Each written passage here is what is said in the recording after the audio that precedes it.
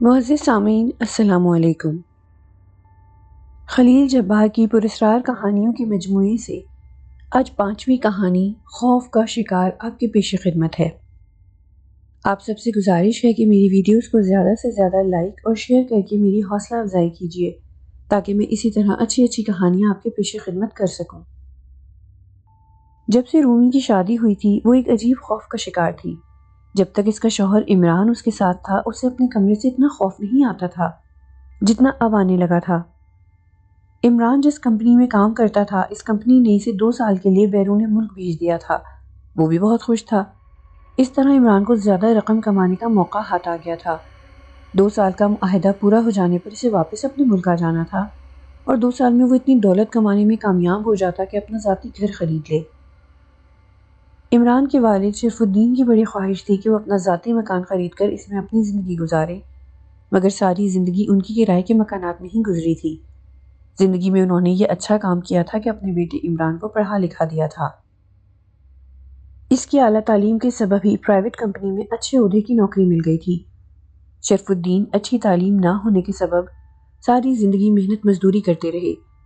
ایک مزدور آدمی گھر کا چولہا جلائے وہی بڑی بات ہوتی ہے، ایسے میں وہ ذاتی مکان کیسے خرید سکتا ہے؟ جس مکان میں وہ رہ رہے تھے یہ ان کی زندگی کا آخری مکان تھا جو انہوں نے بدلا تھا۔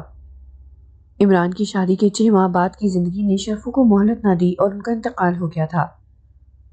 جس مکان میں رومی رہتی تھی وہ 2 کمروں پر مشتمل تھا۔ ایک کمرے میں اس کی ساس رحمت بی بی سوتی تھی جبکہ دوسرے کمرے میں رومی خود سوتی تھی۔ وہ رات کو جب کمرے میں سوتی اسے محسوس ہوتا کہ جیسے کمرے میں کوئی ہے۔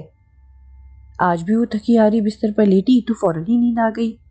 اس نے خواب میں دیکھا کہ ایک انتہائی بدصورت آدمی گھوڑے پر سوار ہے اور رومی اسے دیکھ کر بھاگ رہی ہے۔ وہ اپنی تیز دھار تلوار سے اسے ہلاک کر دینا چاہتا تھا۔ گھوڑا بہت تیز دوڑ رہا تھا لیکن پھر بھی رومی کے قریب نہیں آ پا رہا تھا۔ اچانک رومی کو ٹھوکر لگی اور وہ زمین پر گر پڑی۔ گھوڑے پر بیٹھے ہوئے شخص نے ایک زوردار قہقہہ بلند کیا اور تلوار سمیت گھوڑے سے کود پڑا۔ رومی اسے اپنی جانب بڑھتا دیکھ کر چیخ پڑی۔ اسے رومی کی چیخ کی کیا پرواہ تھی؟ اس آدمی نے ایک بھرپور وار سے اس کی گردن جسم سے جدا کر دی اور اس نے بالوں سے رومی کے تن سے جدا سر کو فضا میں بلند کیا اور غور سے اس کے چہرے کو دیکھنے لگا۔ اس وقت اس کا چہرہ انتہائی مکروہ نظر آ رہا تھا۔ ایک جھٹکے سے رومی کی آنکھ کھل گئی۔ اس کا پورا بدن پسینے سے نہا رہا تھا۔ ابھی وہ چارپائی سے اٹھنے کا سوچ ہی رہی تھی کہ اسے محسوس ہوا کہ جیسے اس کے بدن پر کوئی بھاری شے رینگ رہی ہے۔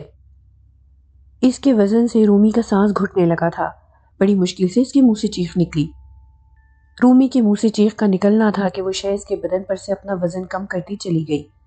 رومی نے جیسے ہی محسوس کیا کہ اس کے بدن سے وزن کم ہو گیا ہے وہ فوراً بستر سے اٹھی اور اپنی ساس رحمت بی بی کے کمرے کی طرف لپکی۔ اس کی بے ترتیب سانسوں اور گھبراہٹ کو دیکھ کر ساس بھی گھبرا گئی۔ کیا بات ہے بہو، خیریت ہے نا؟ تم اتنی گھبرائی ہوئی کیوں ہو؟ وہ آدمی وہاں؟ ہاں بولو کیا بات ہے؟ وہ کیا ہے؟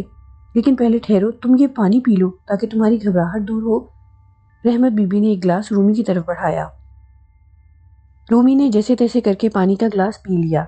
چند لمحوں میں وہ اس قابل ہو گئی کہ ٹھہر ٹھہر کر اپنی بات بیان کر سکے۔ جب اس نے اپنے ساتھ ہونے والے واقعے کا ذکر کیا رحمت بی بی مسکرا دی۔ بس اتنی سی بات؟ خواب دیکھ کر اتنی خوفزدہ ہو گئی؟ ارے بھائی، ایسا خواب کبھی کبھار آ جاتے ہیں، اس میں اتنا گھبرانے کی کون سی بات ہے؟ میں جب نیند سے بیدار ہوئی تو مجھے محسوس ہوا کہ کوئی بھاری شے میرے جسم پر چل رہی ہے۔ میرے چیخنے پر وہ شے میرا جسم چھوڑ کر چلی گئی۔ رومی نے بتایا، یہ تمہارا وہم ہے۔ ایسا کس طرح ہو سکتا ہے کہ کوئی بھاری شے تمہارے جسم پر چلے اور تمہیں کچھ نہ ہو؟ رحمت بی بی نے کہا۔ میری بات کو جھوٹ نہ سمجھیں، یہ حقیقت ہے۔ رومی روحانسی ہوتے ہوئے بولی۔ اچھا، تم کیا چاہ رہی ہو وہ بتا دو۔ میں اس کمرے میں اب نہیں سوں گی، رومی نے فیصلہ سنا دیا۔ بس اتنی سی بات؟ ٹھیک ہے، تم مت سونا۔ ہاں بس یہی بات ہے۔ ٹھیک ہے، کل میں تمہارا خوف دور کرنے کے لیے اکیلی اس کمرے میں سوں گی۔ ایسا نہ کریں، کہیں وہ شے آپ کو کوئی نقصان نہ پہنچا دے۔ تم بالکل بے فکر رہو، مجھے ایسا کچھ نہیں ہوگا جو تم سوچ رہی ہو۔ رحمت بی بی نے رومی کو مطمئن کرنے کی کوشش کی۔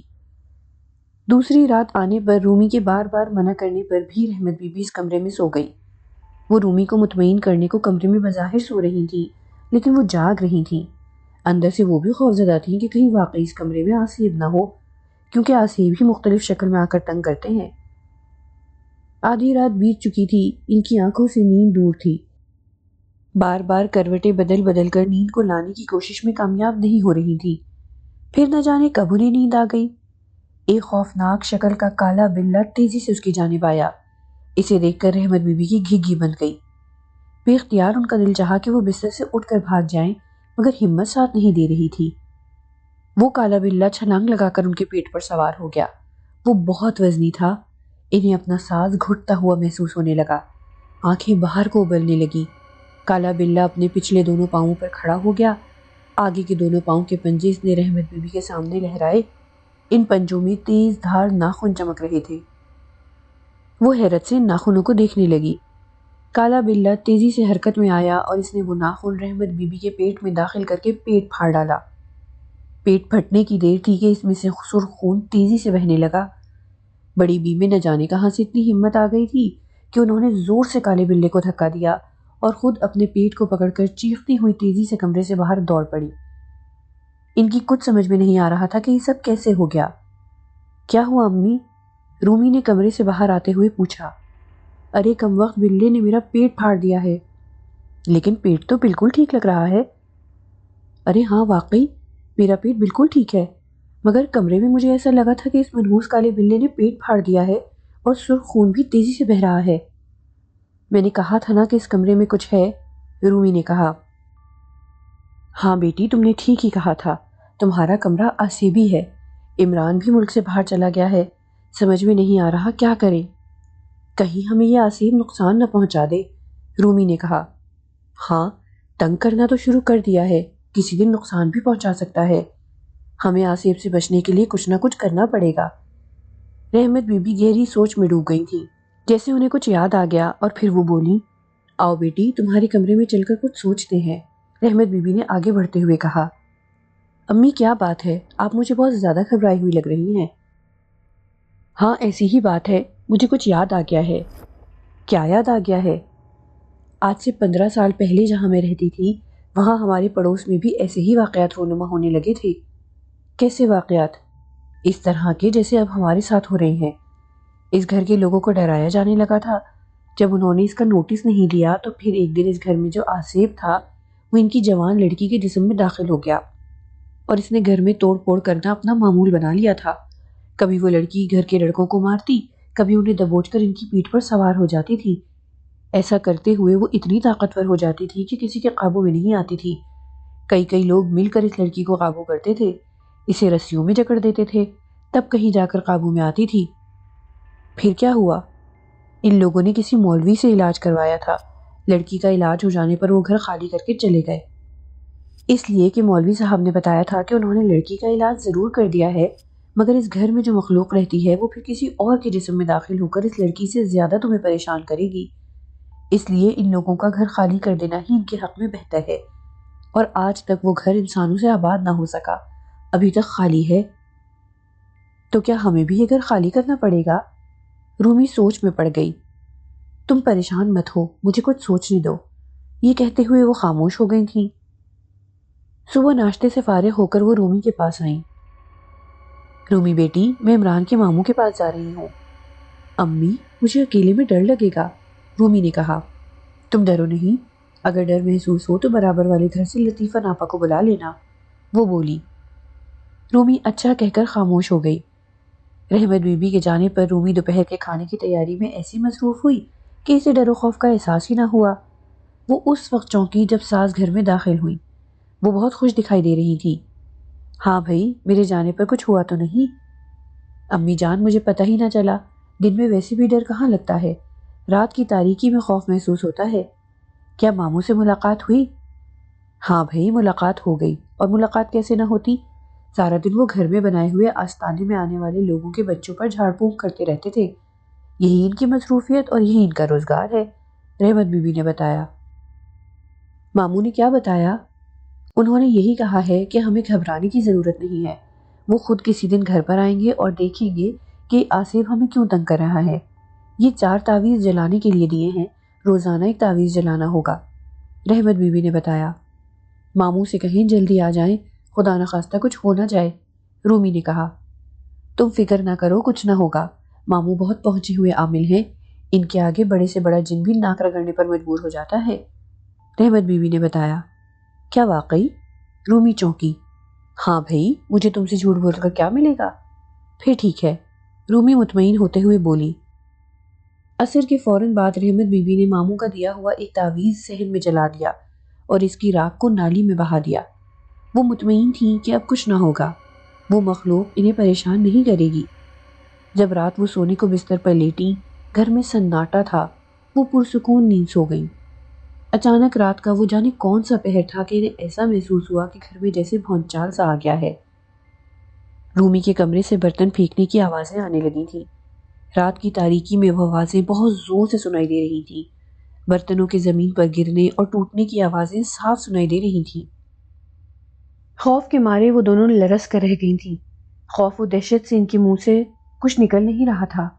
وہ زور زور سے چیخ کر محلے والوں کو گھر میں بلانا چاہ رہی تھیں، مگر ان کی زبان سے کوئی لفظ نکل نہیں پا رہا تھا۔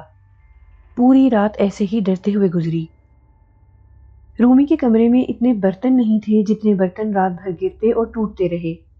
فجر کی اذانیں ہونے پر یہ سلسلہ بند ہوا اور ان دونوں نے سکون کا سانس لیا۔ رات بھر جاگتے رہنے سے ان کی آنکھیں بوجھل تھیں۔ چند لمحے کو سکون میسر آنے پر وہ بستر پر ایسے سوئیں کہ دن چڑھے ہی ان کی آنکھیں کھلی۔ دوپہر کے 2 بج رہے تھے۔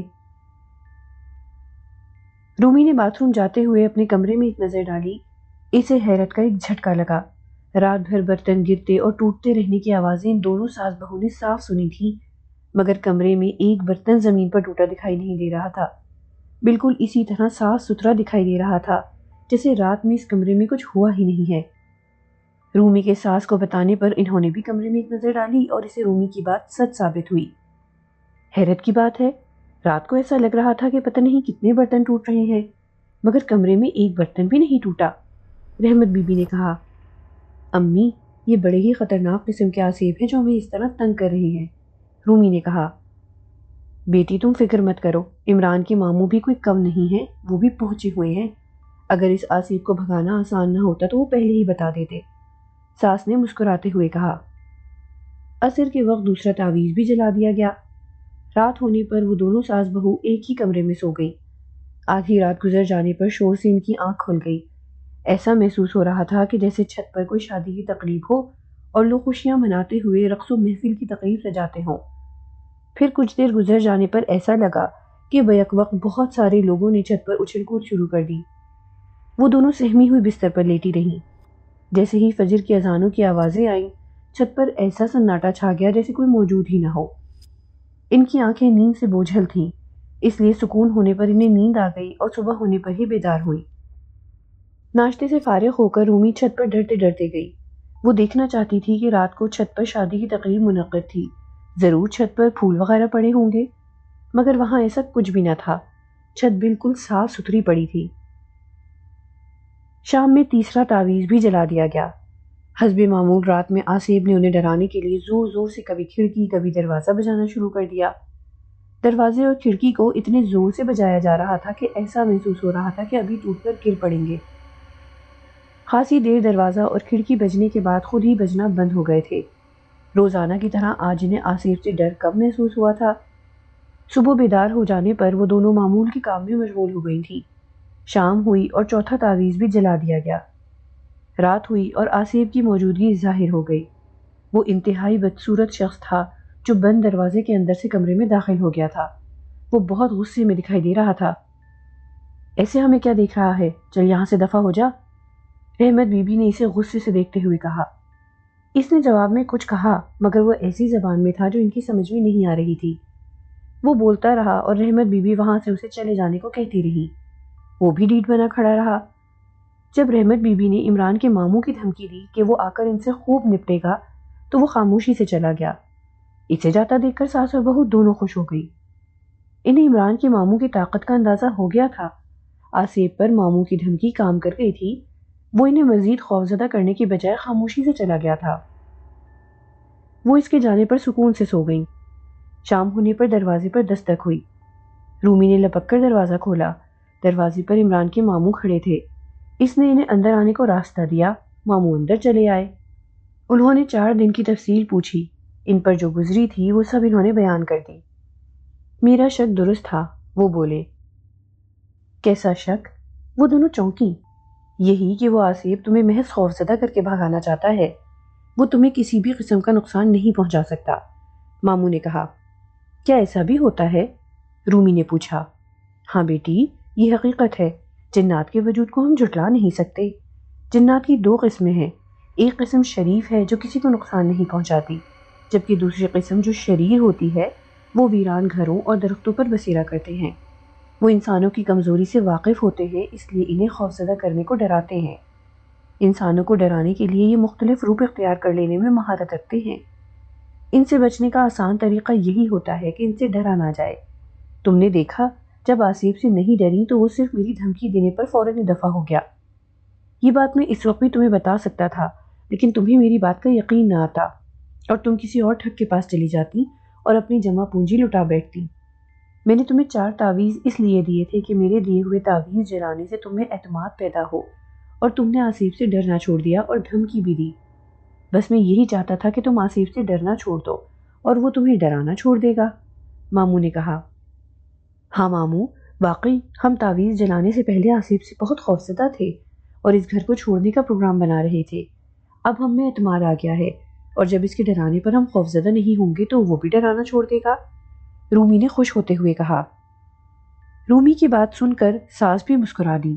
ماموں بھی خوش تھے کہ وہ دونوں جان چکی ہیں کہ آصف پر قابو پانے کے لیے ڈر و خوف پر قابو پانا ہوگا۔ 2 ہفتے ان کے امتحان کے تھے۔ آصف نے ہمت نہیں ہاری تھی۔ کئی بار دونوں ساس بہو کو ڈرانے کی ناکام کوشش کی اور پھر خود ہی ہار گیا اور انہیں ڈرانا اور خوفزدہ کرنا چھوڑ دیا۔ وہ بھی خوش تھی کہ ان کے ذرا ہمت دکھانے سے آصف کو شکست ہو گئی ہے۔ عمران کے وطن لوٹ آنے تک وہ خوب مزے سے اس گھر میں رہی۔ محلے والے بھی ان پر حیرت کرتے تھے کہ وہ دونوں عورتیں ہو کر بھی اس آصف زدہ گھر میں رہ رہی ہیں، لیکن یہ راز وہ دونوں ہی جانتی تھی کہ آصف کو کس طرح انہوں نے شکست دی ہے۔ عمران نے بیرون ملک رہ کر اتنا کما کر لوٹا تھا کہ اس نے پہلی فرصت میں رہنے کے لیے ایک اچھا سا بنگلہ خرید لیا تھا۔ اس گھر سے رخصت ہوتے وقت ساس نے پڑوسیوں کو وہ راز بتا ہی دیا تھا کہ اس گھر میں جب بھی کوئی رہنے کے لیے آئے وہ آصف کے ڈر سے بھاگنے کی بجائے اسے شکست دے کر شان سے گھر میں رہے۔